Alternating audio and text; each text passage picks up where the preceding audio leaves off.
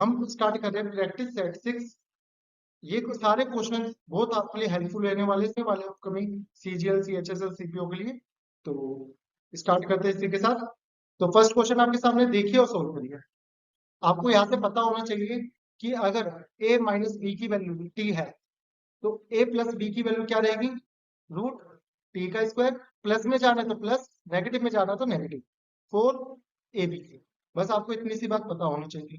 अच्छा, हमें पॉजिटिव में जाना है तो रूट 3 का स्क्वायर 9 प्लस 4ab।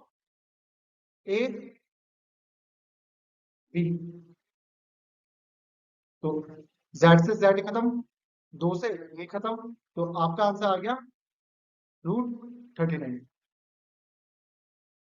सिंपल था बिल्कुल। नेक्स्ट क्वेश्चन पे चलते हैं। क्वेश्चन आपके सामने देखिए और सोल्व करेंगे।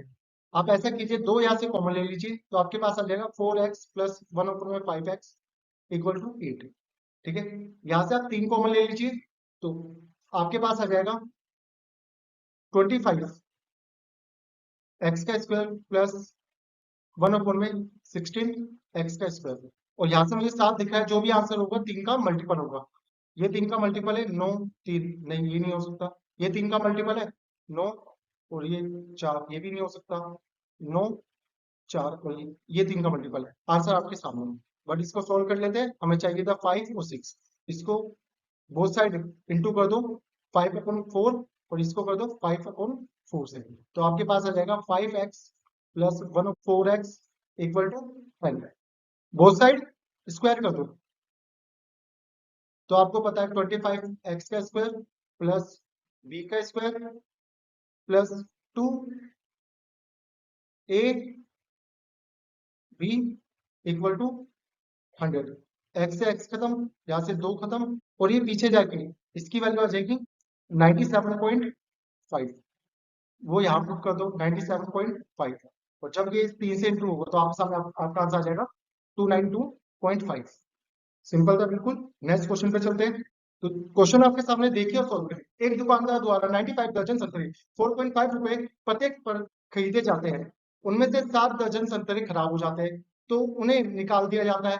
उनके द्वारा शेष संतरे 78 प्रति दर्जन के हिसाब से बेचे जाते हैं। तो लाभ हानि का प्रतिशत बताना क्या होगा। आप एक चीज बताओ, आपके पास है सीपी और एसपी। 95 दर्जन संतरे 4.5 में बेचे जाते हैं और एक दर्जन में कितने होते हैं, 12 संतरे। अच्छा, 7 दर्जन संतरे खराब हो जाते हैं तो 7 खराब हो गए, बचे कितने, 88। उसको बेचे जाते 78 प्रति दर्जन के हिसाब से, तो 78। तो बस अब इसको सॉल्व कर लेते हैं। ये आपका आ गया 3, ये आपका आ गया 22 और ये आपका आ गया 26। तो 95 इंटू 9/2 इक्वल टू 22 इंटू 26। तो दो को मैं इधर भेज देता हूँ तो आपका आ जाएगा 855 और ये आपका आ जाएगा 1144। ठीक है, कितने का प्रॉफिट हो रहा है, आप बोलोगे 289 का। किस पर, 855 इंटू 100। ये इसका कितना प्रतिशत है, तो ये ऑलमोस्ट 34% के आसपास आएगा।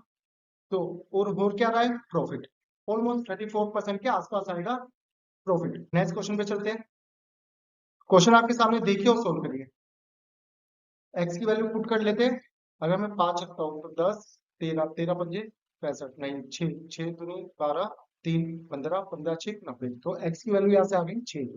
ठीक, यहाँ से y माइनस 1/2 को कॉमन ले लो तो आपके पास आ जाएगा 9 और इसको नीचे भेज दो तो y 1/2 इक्वल टू y 1/2 और ये यहाँ पे जाएगा तो y की वैल्यू कितनी आ गई मेरे पास, 9।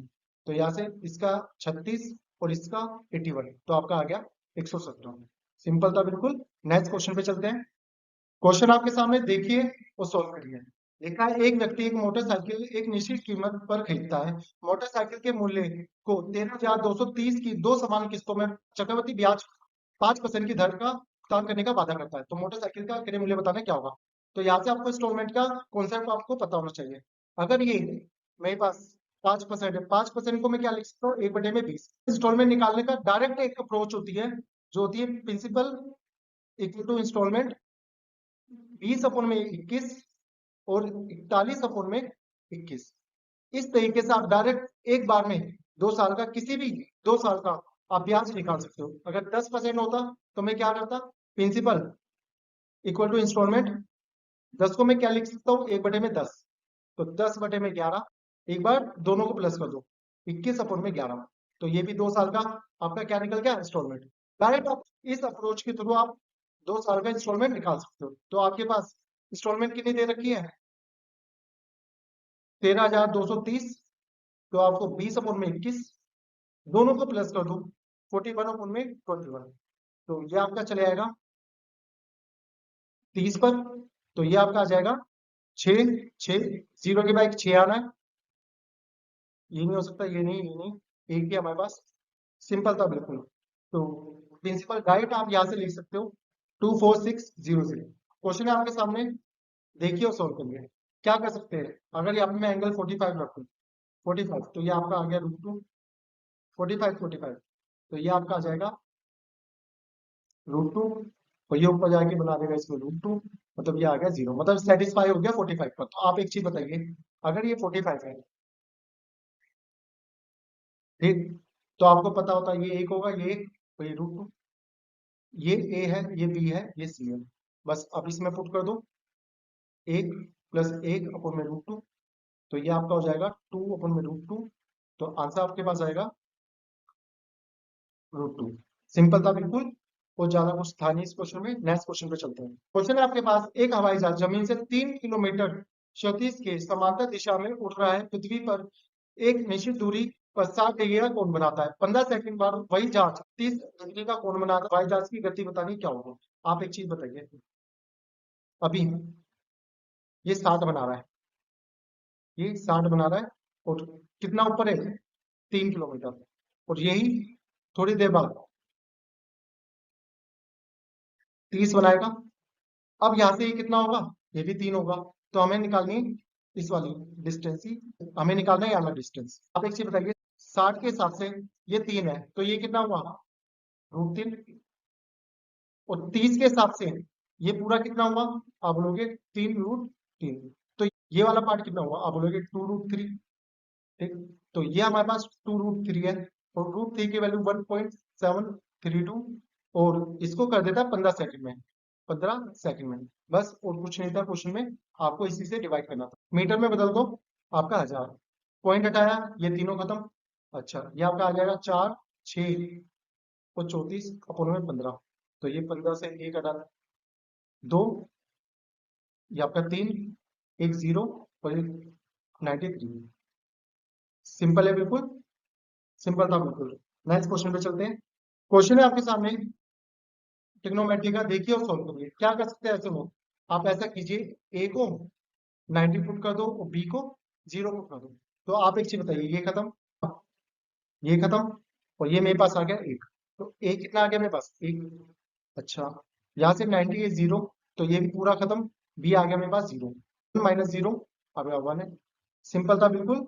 क्वेश्चन है आपके सामने, एक सर्टेन अमाउंट साधारण ब्याज पर निवेश की गई, 5 वर्ष के प्राप्त प्राप्त होने वाला मिश्र धन 3 वर्ष के प्राप्त होने वाले मिश्र धन का 5/4 है, तो ब्याज बताना क्या होगा। तो आप मुझे एक चीज बताइए, ये आपका 3 साल,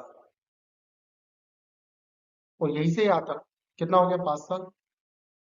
अच्छा, आप मुझे एक चीज बताइए, इतना पूछने में उसे कितना लगा, 2 साल, 2 साल, अच्छा, और ब्याज का मिश्र धन 5/4 है, 5/4 है, मतलब यहाँ पे जो 4 था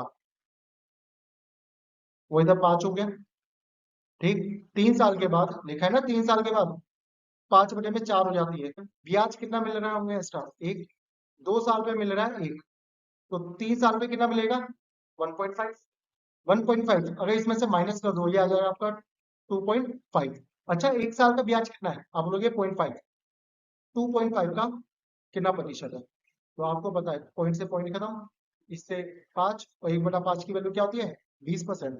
सिंपल था बिल्कुल, बस आपको थोड़ा सा सोचना था और कुछ नहीं था। नेक्स्ट क्वेश्चन पे चलते हैं। क्वेश्चन है आपके सामने, देखिए और सॉल्व करें। हमें बताना है मैक्सिमम वैल्यू क्या रहेगी इसकी, तो कभी भी ऐसे आ जाता है कि मैक्सिमम वैल्यू बतानी है, मिनिमम वैल्यू बतानी है, तो हमें क्या करना होता है, इसको स्क्वायर में कन्वर्ट करना होता है। वैसे आपको छोटी सी बात पता होनी चाहिए, साइन थीटा कि मैक्सिमम वैल्यू 1 होती है तो मिनिमम वैल्यू आपकी -1 होगी।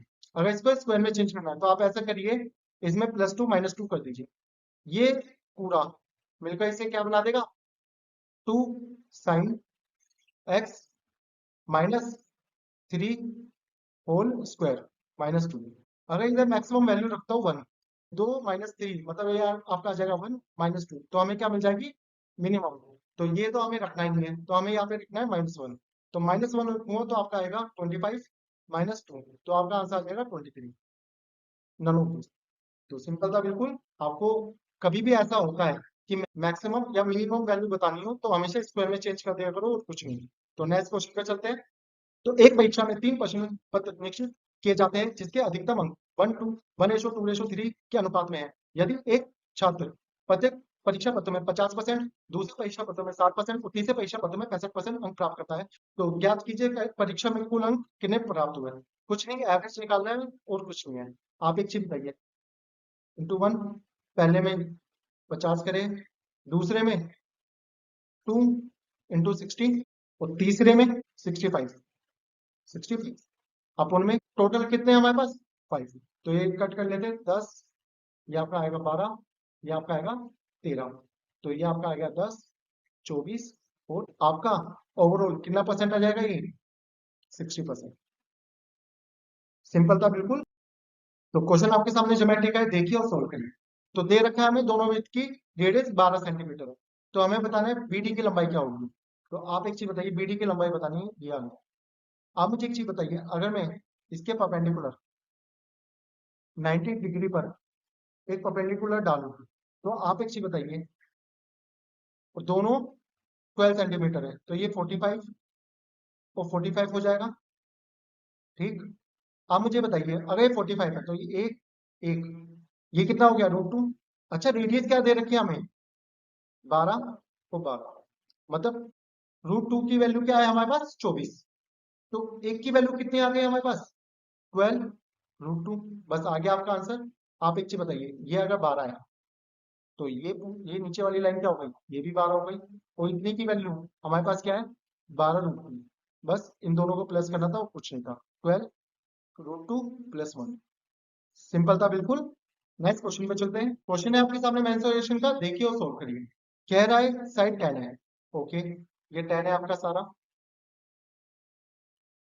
ये मिड पॉइंट है तो ये 5 हुआ। अगर इनकी रेशियो निकालूं 1 और 2, तो इसकी भी क्या रहेगी, 1 और 2। एक x है तो ये क्या हुआ, 2x हुआ।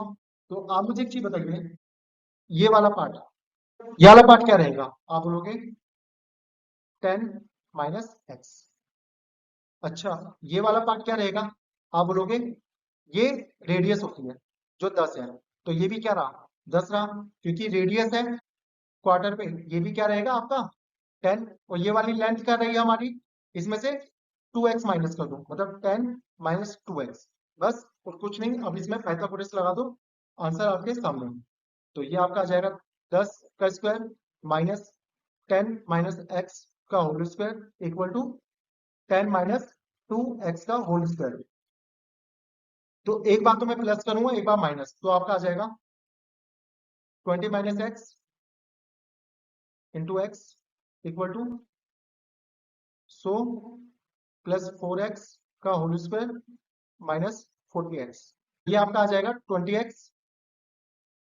-x का square equal to 100 4x -40x। जब आप इसको पीछे भेजोगे तो आपका आ जाएगा x का स्क्वायर -12x +20 इक्वल टू, इसके दो फैक्टर बनने वाले हैं, -10 और -2। बट रियल फैक्टर क्या बनेगा इसके, आप लोग साइन चेंज कर दो, तो 10 तो हो नहीं सकता।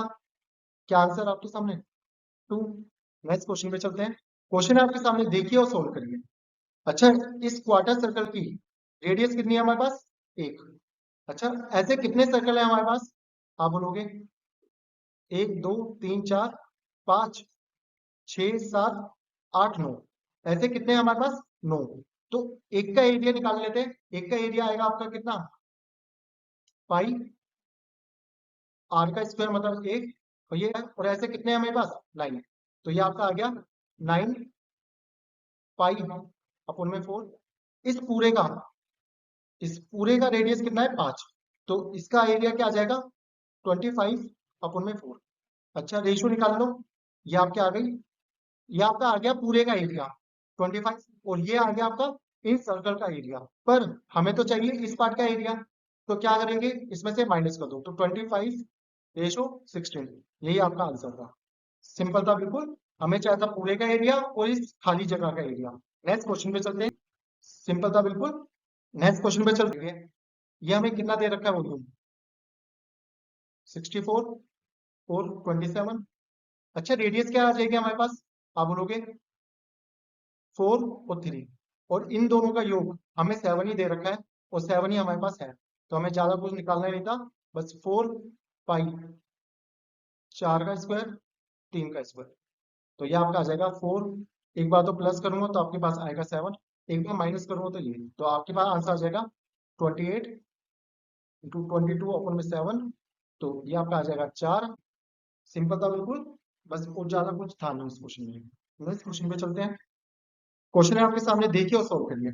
14 को इधर भेज दो, तो आपका आ जाएगा 14 m equal to x root x, ये आपका आ जाएगा x 1/2, ठीक, और ये आपका बना देगा इसको x 3/2, ठीक, और साथ में क्या है x, तो वैसे ही रूट इसको बना देगा 3/4, और ये आ जाएगा आपका x 7/4, और ये इक्वल है 14 m3। तो इन दोनों को बराबर रख लेते हैं, तो 14 m इक्वल टू 7/4, तो ये आपका आ गया 2, और m की वैल्यू कितनी आ गई मेरे पास 1/8। a की पावर m है इंटू a की पावर n है, तो आपको पता होना चाहिए a की पावर m प्लस n होती है, बस ये छोटी सी बात पता होनी चाहिए और कुछ नहीं था। नेक्स्ट क्वेश्चन पे चलते हैं, क्वेश्चन है आपके सामने, दो संख्या p और q इस प्रकार है कि समीकरण p x का square plus 3x plus 2q 0 है, तो इनका अल्फा बीटा और अल्फा इंटू बीटा -6 है, तो आप एक चीज बताइए अल्फा प्लस बीटा क्या निकलेगा, माइनस बी अपॉन में पी, अगर माइनस बी अपॉन में पी है माइनस, और यही हमें कितना दे रखा है -6, तो पी की वैल्यू क्या आ गई हमारे पास हाफ, पी की वैल्यू कितनी आ गई हमारे पास हाफ, अल्फा इंटू बीटा क्या निकलेगा यहाँ से, आप बोलोगे 2q अपॉन में पी, और पी की वैल्यू मेरे पास कितनी थी, आप बोलोगे 1/2, ये ऊपर जाएगा तो आपका आ जाएगा 4, और इसकी वैल्यू हमें क्या दे रखी है -6, तो 4q, तो ये आपका आ जाएगा -3/2q, बस इन दोनों को प्लस करना था और कुछ नहीं था, तो इन दोनों को प्लस करूंगा 1/2 माइनस माइनस प्लस 3/2, तो ये आपका आ जाएगा 2। सिंपल था बिल्कुल। दो स्टेशन के बीच रेलगाड़ी का किराया और बस का किराया 3:4 के अनुपात में, यदि रेलगाड़ी का किराया 20% की वृद्धि और बस के किराए में 30% की वृद्धि हो जाए, तो रेलगाड़ी और बस के किराए का अनुपात कितना पड़ेगा, तो आप एक चीज बताइए, इनको 30 और 40 कर लो। अच्छा इसका 20% आएगा 6 36, और इसका 30% आएगा 12, तो ये आपका आ जाएगा 52। 4 से कट कर लेते हैं, आपका आएगा 9, 4 एकम 4, 4 3 12, मतलब आपकी रेशो आ गई 9/13। तो सिंपल था बिल्कुल। क्वेश्चन है आपके पास, यदि 50 कम लोगों ने आवेदन किए हैं, 25 कम चुने गए हैं, तो चुने गए लोगों का अनुपात 13 और 4 होता है, यदि चुने गए और ना चुने गए लोगों का अनुपात 2:1 है, तो कितने लोगों ने आवेदन दिया, तो आप मुझे एक चीज बताइए अप्लाइड कितने करें, आप लोग 50 अप्लाइड करें, और यहाँ पे 25 कम चुने गए, ठीक, यहाँ पे 4 चुने गए हैं, और टोटल कितना है हमारे पास 13, इन दोनों का टोटल स्टूडेंट कितने आ जाएंगे 13। अच्छा चुने गए एक है, और टोटल कितना है हमारे पास 3, तो यहाँ पे मैंने लिखा क्या है, ये है हमारा टोटल, और ये हमारा है यह है सिलेक्टेड कैंडिडेट, तो यहाँ से आपको क्रॉस प्रोडक्ट लगा देना है और कुछ नहीं। 13 को मैं 25 से इंटू करूंगा तो ये आपका आएगा 250 और 75, 325 इंटू 200, इन दोनों का गैप कितना आ गया 125, 4 दिए 12, 13 एकम 13, मतलब एक की वैल्यू आ गई हमारे पास 125, टोटल सिलेक्टेड बच्चे कितने थे? 3, तो इसको 3 बना दो, तो आपका आ जाएगा 375। क्रॉस प्रोडक्ट लगाना था और कुछ नहीं था। नेक्स्ट क्वेश्चन पे चलते हैं। क्वेश्चन आपके सामने देखिए और सोल्व, और इसका आंसर आप कमेंट करके बताओगे, ये आपको कमेंट करना है इसका आंसर, ठीक।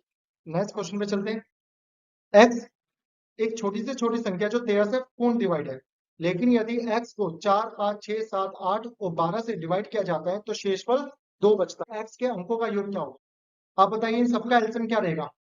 ये 12 आएगा, ये 7 आना है, और आपका एक 5 आना है, और एक 2 आएगा, ठीक। ये आपका आ गया इसका एलसीएम 84 x से मल्टीप्लाई करता हूँ और रिमाइंडर मेरे पास 2 बचता है, और ये पूरा नंबर 13 से फुल डिवाइड है। तो आप मुझे एक चीज बताइए, तो यहाँ से x की वैल्यू आप क्या पुट कर सकते हो?